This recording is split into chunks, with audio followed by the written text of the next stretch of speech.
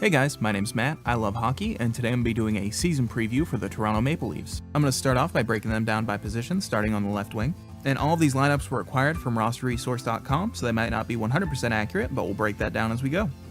Starting on the left wing, you have Patrick Marleau, Zach Hyman, Andreas Johnsson, and Tyler Ennis.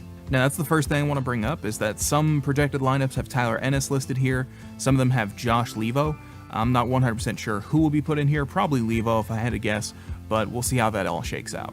Now that you've been formally introduced to the left wing, let's go ahead and look at their statistics. Starting with Patrick Marleau, who had 27 goals in the regular season, 20 assists, and 47 points, and in the playoffs had 4 goals, 1 assist, and 5 points. Now the interesting thing about Marleau is that he's actually 38 currently, and he'll be 39 by the time the season starts, and yet he's still putting up pretty solid numbers. Then you have Zach Hyman, who had 15 goals, 25 assists, and 40 points in the regular season, and in the playoffs had 1 goal, 3 assists, and 4 points. Now he only actually has played 3 seasons. One of them wasn't a full season. He only played something like 16 games in that first year, but then he played 2 full seasons since then, and he put up 28 points and then 40 points last year, so he increased by 12 points. I wouldn't be surprised to see an increase like that again this year. Next up is Andreas Johnsson, who had 2 goals, 1 assist, and 3 points in the regular season, and in the playoffs had 1 goal, 1 assist, and 2 points. And Johnsson actually only played 9 regular season games last year for the Maple Leafs. He spent most of his time with the Marlies, Toronto's AHL affiliate, and he was a big part of them winning the Calder Cup this year. He put up more points than anyone else during the playoffs, and was awarded with the Jack Butterfield Trophy as the MVP of the Calder Cup. Then you have Tyler Ennis, who put up 8 goals, 14 assists, and 22 points in the regular season, and in the playoffs put up 0 goals, 0 assists, and 0 points, but he only played 1 game. So overall, looking at them as a group on the left wing, I do think they're going to have a really solid year. I think Johnsson is going to do amazing things if he plays a full 82 games. I think he's going to be really strong forward. Then you have Hyman, and I think Hyman's going to have an increased points total this year. I think basically everyone's going to have an increased points total because the young kids are getting a little bit more experience. They're probably going to get a little bit better. And then Tavares coming in is just going to help everyone. Then you have Marleau, and Marleau, I don't know how he can be the age he is and put up the points he does. He's one of those guys like Joe Thornton who just seems to have found the fountain of youth and will just be able to play and put up good numbers for as long as they want. With that said, I would say that they're weakest down the left wing here over their other forward groups, but it's still a pretty solid group, and I think that their strength down the middle will make up for a lot of that.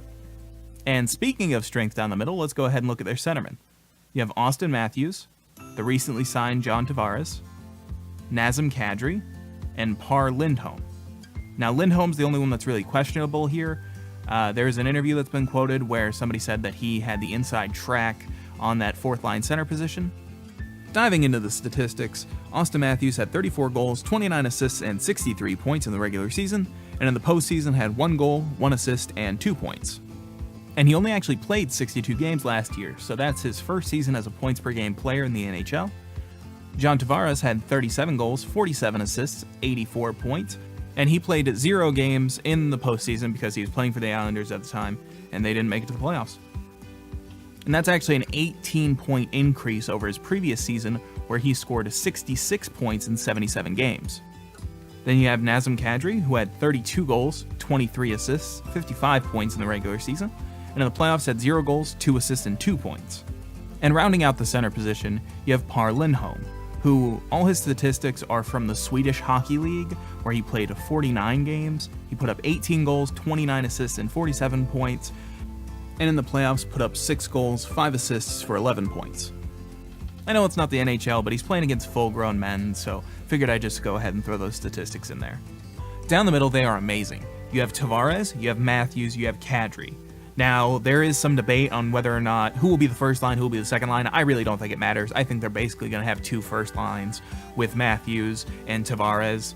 I think maybe they might shift around and give a little bit more ice time to whoever's playing better that particular night. Who cares? It doesn't really matter. The fact is that almost no teams have this kind of ability down the center.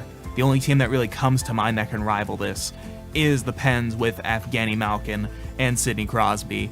I can't say enough good about this center group. Now that I've had my fanboy moment, let's go ahead and move on to the right wing, where we have William Nylander, Mitch Marner, Connor Brown, and Kasperi Kapanen. Nylander had 20 goals, 41 assists, and 61 points in the regular season, and in the playoffs put up 1 goal, 3 assists, and 4 points. This is also only his third season. 2015-2016 played 22 games, and then he played 2 full seasons since then. Each one he put up 61 points in. Then Mitch Marner, who had 22 goals, 47 assists, 69 points, and in the playoffs put up 2 goals, 7 assists, and 9 points.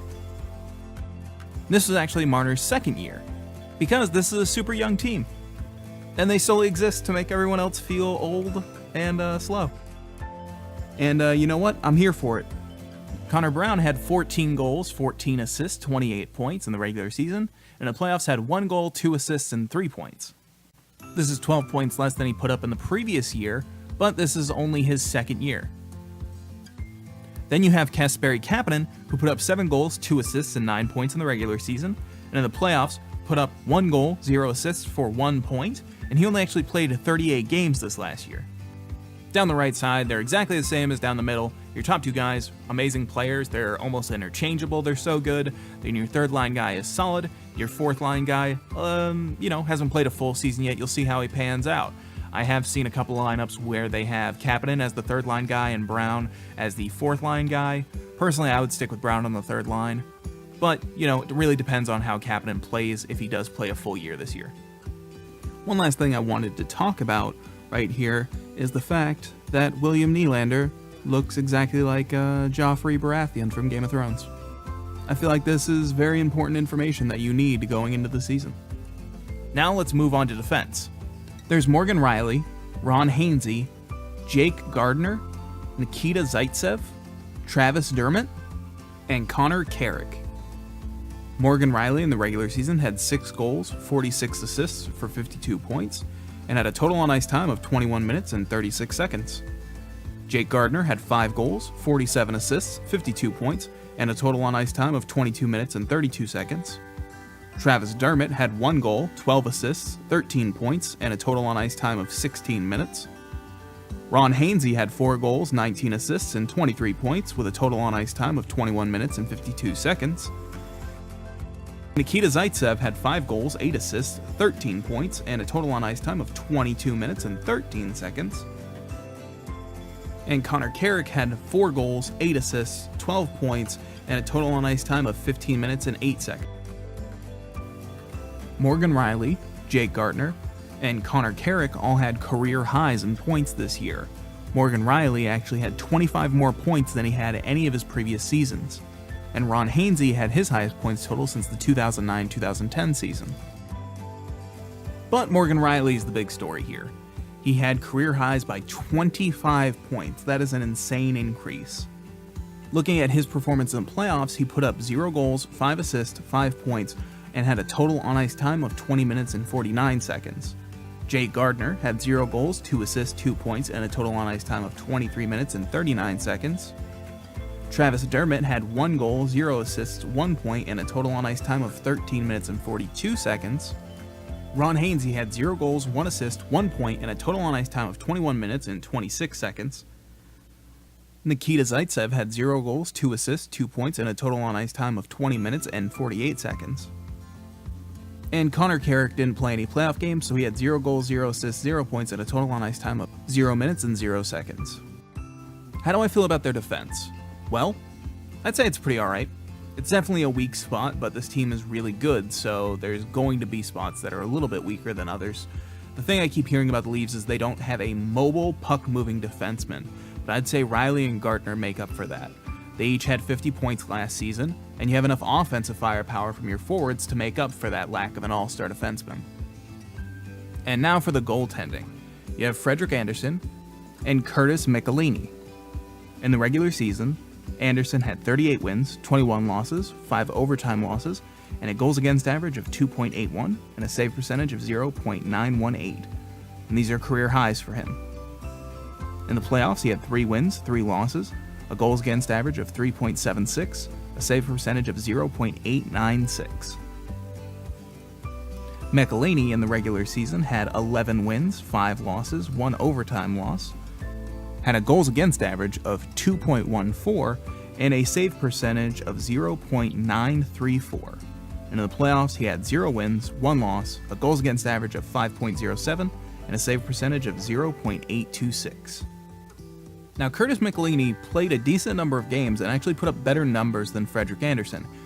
As you can see, his goals against average and save percentage were actually higher. So, if Freddie Andersen does get injured, I'm not sure if he would have the ability to start as many games as Andersen does, but he should be able to hold the fort until Andersen recovers. Now let's look at some additional skaters. You have Josh Leivo, Frederic Gauthier, Justin Holl, and Josh Juris.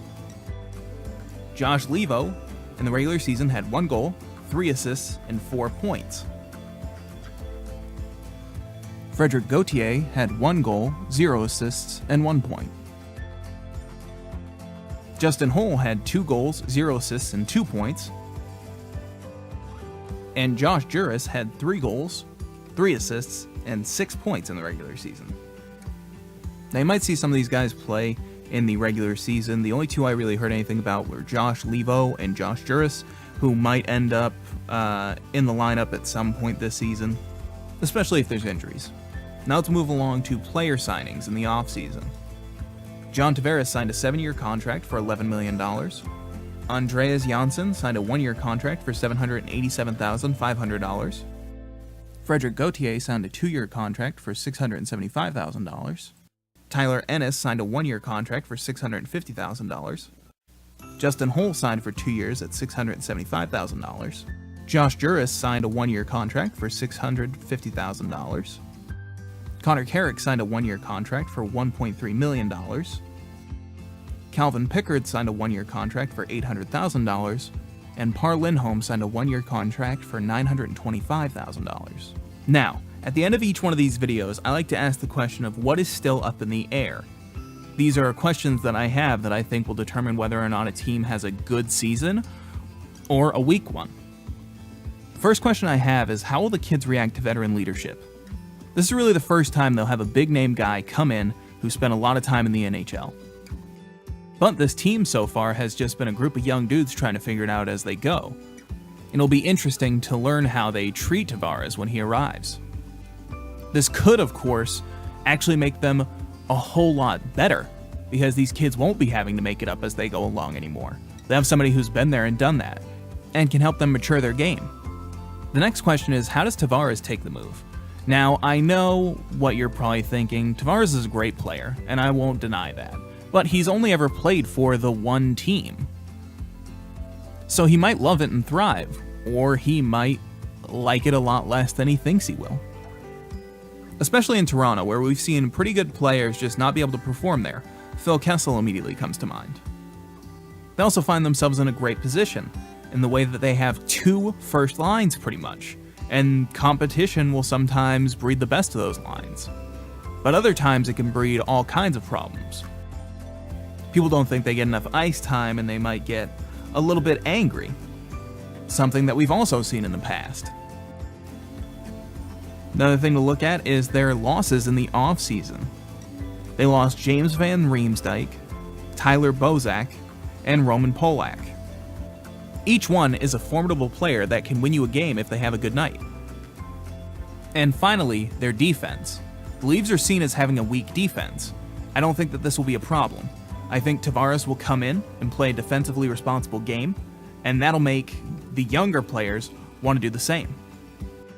Alright guys, well that wraps up my season preview for your Toronto Maple Leafs. I think they're going to have a good year. I think they're going to win their division and possibly the Stanley Cup. Between them and Winnipeg, it is a good time to be a Canadian, because you're more than likely going to win a cup at some point soon. But if you like this video, make sure to check out my other season previews and check back for future season previews. I'm going to be doing one for each and every team going into the season. This is Less Than 3 Hockey. Please like, share, subscribe, comment, all that stuff below, and thank you for watching.